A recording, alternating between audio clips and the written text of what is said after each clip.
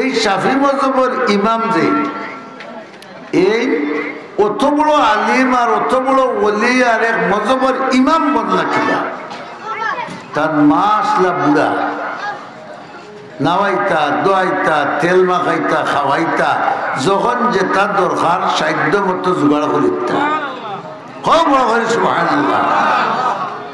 আর মা যখন ঘুমাইতা জিফরা দি মার ফাও ওখান লইয়া দিতা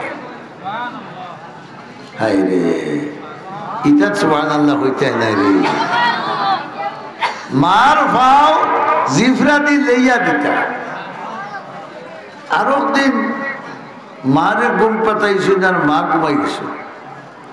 ঘুমাইছুন না তাইন মনে করছেন মা কিতা করছে ঘুমাই গেছে আর তাইন ও ফাও লেয়া আরম্ভ করছে। মা ঘুমাইয়া আনলে যে তাই ফাও লইতে এখানে মা ধইতে না। আর আজ মার ঘুম লাগছে না এমন অবস্থায় তাইন গিয়ে ফাও লেয়া মারছে সুবহানাল্লাহ।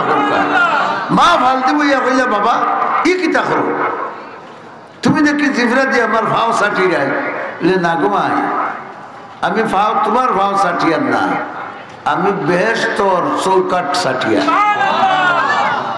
কারণ হাদিস শরীফ আছে জানি ইন্নাল জান্নাতা তাহতা আকদামিল উম্মাহাত।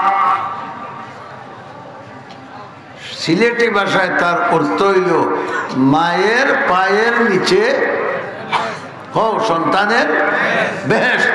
ও তাই কইলা গো মাই আমি তোমার ভাও সাটিয়ার না আমি বেহেশতর চৌকাট ওখান লইয়া দিয়া। এর মানা তুমি যদি আমার উপরে সন্তুষ্ট থাকো তে আমি বেহেশত যাইতাম আর নাই যত বড় আলিম হই না কেন বেহেশত যাওয়া সম্ভব নাই।